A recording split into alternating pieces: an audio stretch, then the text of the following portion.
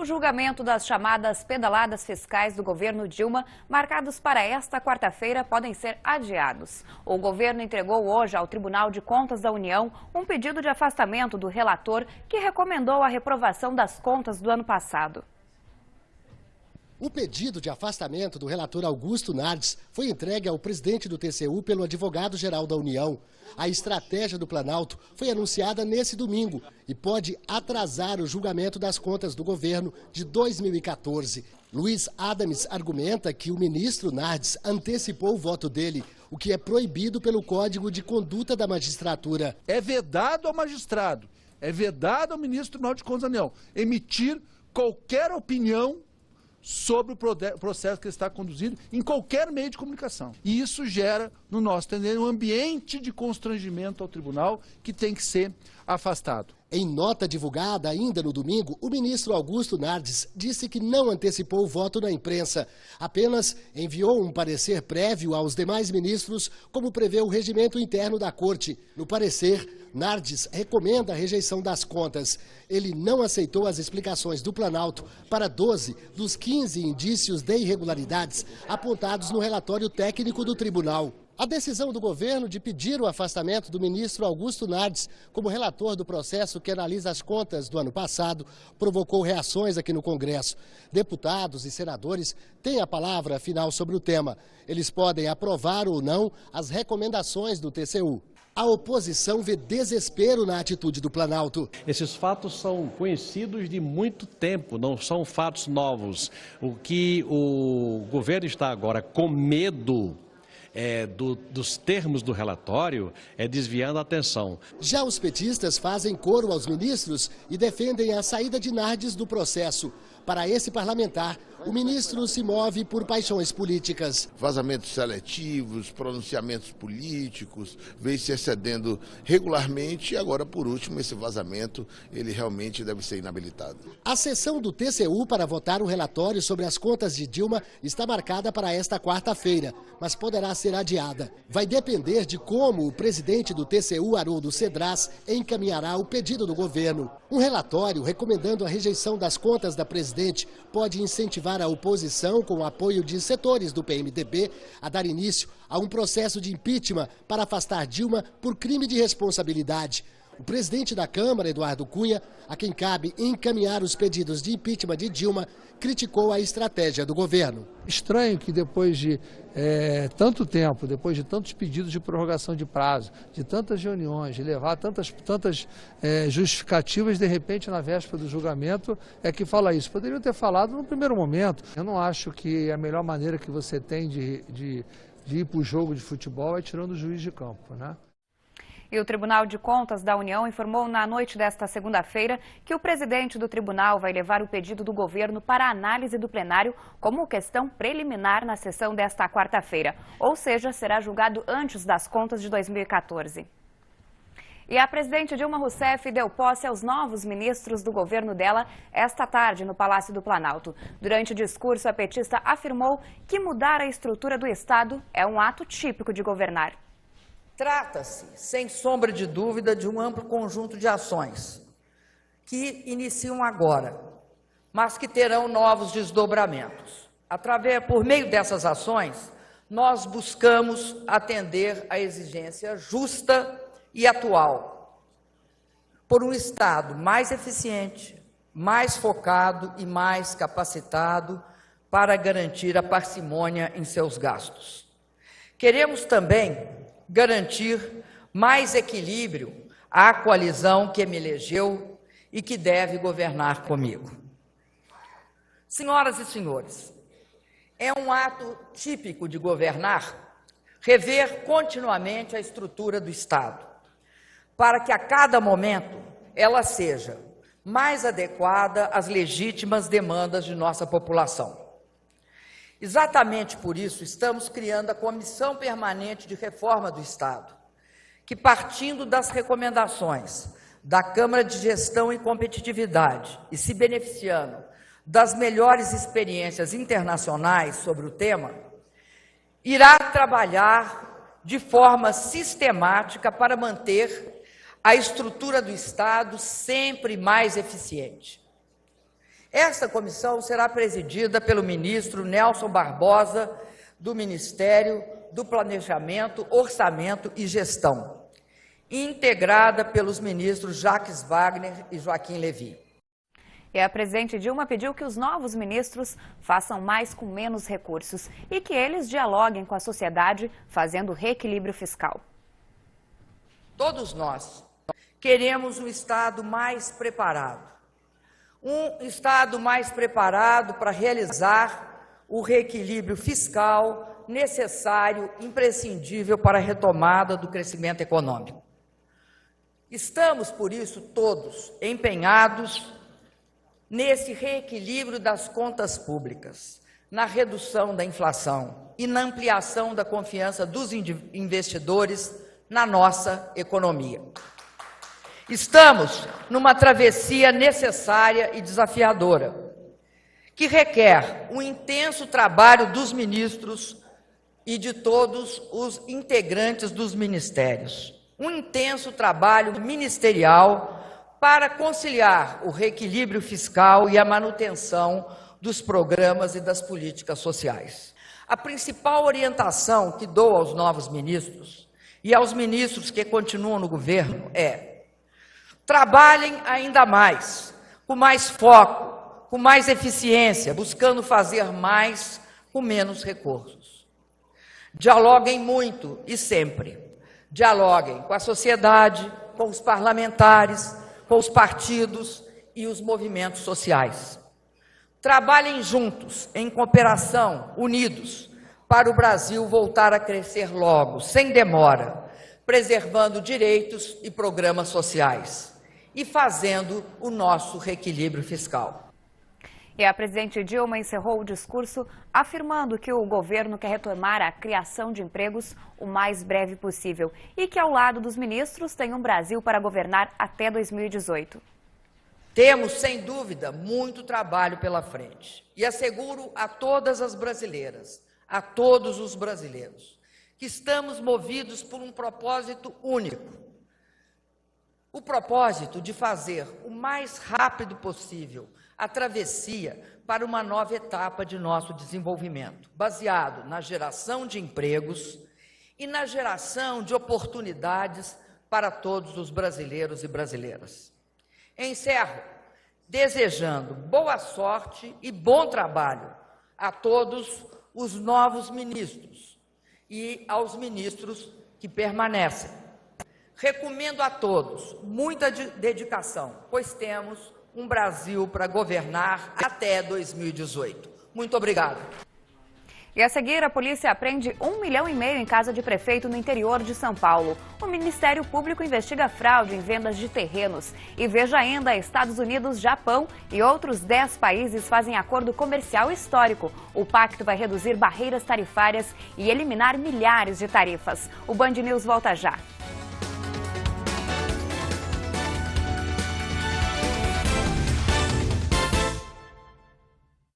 A polícia apreendeu quase R$2 milhões na casa e no gabinete do prefeito de Indaiatuba, cidade do interior paulista. Ele é investigado por fraudes em vendas de terrenos.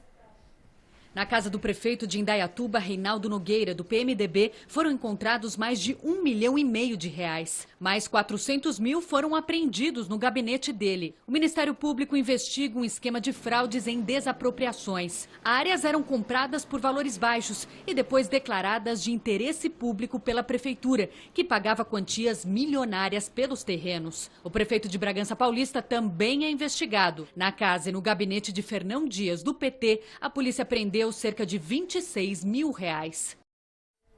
E o juiz federal Sérgio Moro determinou o desmembramento das denúncias de peculato contra o ex-deputado federal Pedro Correia e o ex-assessor dele, Ivan Vernon, no processo da Lava Jato. De Curitiba, o repórter da Band News, Ângelo Sfayer, tem os detalhes. E essa decisão da 13ª Vara Federal de Curitiba, ela acontece alguns dias depois da decisão do Tribunal Regional Federal da 4ª Região em Porto Alegre determinar o desmembramento do processo contra a também ex-deputada Aline Correia, ela que é filha do Pedro Correia. O juiz Sérgio Moro, responsável pelas ações em primeira instância, entendeu que a participação de Pedro Correia e de Ivan Vernon não poderia ser julgada em uma ação penal sem Aline, porque o caso é o mesmo. Este foi o argumento, inclusive, utilizado pelo advogado que defende o ex-assessor, o Marlos Arnes de Oliveira. Este processo ele já estava na fase de alegações finais, mas como ele foi suspenso, agora irá começar do zero. Aline e Pedro Correia, além de Ivan Vernon, devem responder criminalmente em outra ação penal exclusivamente sobre peculato. No despacho, o juiz Sérgio Moro esclarece que a suspensão é válida apenas para essa ação de peculato, que é o crime quando funcionários públicos ganham vantagens ilícitas justamente por conta deste cargo. Aline Correia respondia pela contratação de 2 funcionários fantasmas, com a ajuda do pai dela, o Pedro Correia, e do assessor dele, o Ivan Vernon. As ações penais referentes aos crimes de lavagem de dinheiro continuam a tramitar normalmente na Justiça Federal do Paraná. As expectativas dos economistas consultados pelo Banco Central pioraram na edição desta semana. A estimativa de queda para o Produto Interno Bruto em 2015 se deteriorou pela 12ª semana, de menos 2,80% para menos 2,85%. Sobre a inflação, a previsão para o índice de preços ao consumidor amplo aumentou pela 3ª vez, de 9,46% para 9,53%. Para o câmbio, os analistas projetaram pela primeira vez uma taxa de R$ 4,00. Na semana passada, a expectativa era de R$ 3,95. E o índice de preços ao consumidor classe 1, conhecido também como inflação da baixa renda, ganhou força em setembro. Foi de 0,06% em agosto para 0,48% no mês passado. A maior alta foi em habitação, 0,88%. Na outra ponta, a menor foi verificada em despesas diversas, 0,13%. E durante evento no Rio de Janeiro, o ministro da Fazenda, Joaquim Levy, voltou a defender a CPMF e comentou sobre a sessão no Congresso que analisa amanhã os vetos da presidente Dilma. Da capital fluminense, a repórter da Rádio Band News, Luana Bernardes, tem mais detalhes. O ministro da Fazenda afirmou que a CPMF tem um papel importante para o país voltar a crescer, mas disse que o imposto tem que ser provisório. Joaquim Levy lembrou que em 1999 a taxa ajudou no crescimento econômico do Brasil. A declaração foi dada durante um seminário na Fundação Getúlio Vargas, no Rio. A CPMF até agora tem mostrado ter um papel muito importante, como ela teve na época do Fernando Henrique Cardoso, quando o presidente teve que trazer o Brasil de volta a uma rota de equilíbrio. Ele, obviamente, contou com a CPMF. Demorou uns mesezinhos, mas foi fundamental na arquitetura de reequilíbrio naquela época. A CPMF é para a gente criar uma ponte para se chegar com segurança onde a gente quer, e essa segurança, onde a gente quer, é um país que vai ter mais investimento. Segundo ele, cada veto presidencial aprovado durante votação desta terça-feira representa um imposto a menos a ser pago e um passo à frente para a retomada do crescimento. Levy também destacou a importância do orçamento de 2016 ter uma resolução rápida e levar em conta as despesas do país a longo prazo. Do Rio de Janeiro, Luana Bernardes. Os Estados Unidos e mais 11 países fecharam um acordo histórico, a chamada Parceria Transpacífico. Foram 8 anos de negociações para criar a maior zona de livre comércio do mundo. O Banco Mundial estima que 702 milhões de pessoas, ou 9,6% da população global, estarão vivendo com $1,90 por dia, ou menos este ano. Durante muito tempo, a linha da pobreza extrema era calculada na faixa de $1,25 por dia, mas o Banco Mundial resolveu atualizar o valor. Segundo a instituição, a queda na pobreza é atribuída ao crescimento dos mercados emergentes, especialmente a Índia, e aos investimentos em educação, saúde e redes de proteção social. No entanto, o Banco Mundial alertou que o crescimento global mais lento, a volatilidade dos mercados, os conflitos armados, as altas taxas de desemprego entre os jovens e o impacto das mudanças climáticas representam obstáculos para se atingir a meta da ONU de acabar com a pobreza extrema até 2030. O Departamento de Justiça americano chegou a um acordo final com a petrolífera BP no processo pelo vazamento de óleo no Golfo do México. O valor da indenização foi elevado para 20 bilhões e 800 milhões de dólares. A Procuradoria americana informou que o valor do acordo com a gigante britânica foi elevado de 18,7 para 20,8 bilhões de dólares, encerrando assim os processos motivados pelo vazamento de petróleo no Golfo do México em 2010. Esta é a maior indenização ambiental da história dos Estados Unidos e o maior acordo indenizatório feito no país com uma única empresa. O acidente com a plataforma Deepwater Horizon da BP provocou a morte de 11 pessoas e o vazamento de milhões de barris de petróleo na costa americana. 15 pessoas morreram na China devido às fortes tempestades e vendavais causados pelo tufão Mujigai. As vítimas são da província de Cantão, uma das mais afetadas pelo tufão que chegou à costa chinesa ontem, com ventos superiores a 180 km por hora. O Mujigai deixou diversas localidades sem luz e sem água. Mais de 3 milhões de pessoas foram afetadas pelo fenômeno. Esse já é o 22º tufão a atingir a região este ano. A coalizão de centro-direita, liderada pelo primeiro-ministro Passos Coelho, venceu as eleições legislativas em Portugal, mas não obteve a maioria absoluta no parlamento. Quem traz os detalhes é o correspondente na Europa, Milton Blay. Os portugueses reelegeram nesse domingo nas legislativas a coalizão de direita, mas o primeiro-ministro Pedro Passos Coelho se encontra numa situação complicada, se encontra na corda bamba ao ter que negociar com uma oposição hostil à sua política de austeridade. Ele ganhou, mas não obteve a maioria e os eleitores apostaram pela segurança, mas corre o risco de estar com um governo de duração limitada, pelo menos é o que dizem nesta segunda-feira os principais jornais lisboetas. A aliança governamental conseguiu a proeza de vencer as eleições depois de passar 4 anos sob uma austeridade draconiana, obteve 38,6%, o Partido Socialista 31,4%.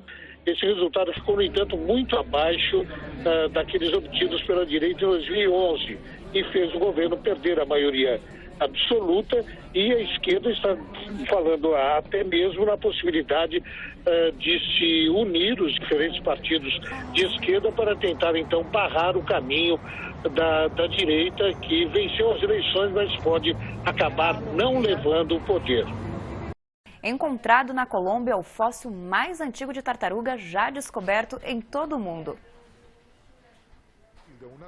O esqueleto do réptil foi descoberto em 2007, mas só agora exames de laboratório comprovaram que o animal viveu há 120 milhões de anos na região que hoje é conhecida como Boiacá. Os cientistas nunca haviam encontrado uma ossada de tartaruga marinha tão antiga. Com a comprovação da idade do fóssil, o sítio arqueológico tornou-se um dos mais importantes do mundo. No mesmo local foi desenterrado no ano de 2000 ossos de um animal terrestre. Recentemente, um teste com carbono 14 atestou que os restos mortais pertencem ao dinossauro mais velho que se tem registro na América Latina. As duas descobertas vão definir os estudos sobre o clima e a vegetação no período Cretáceo.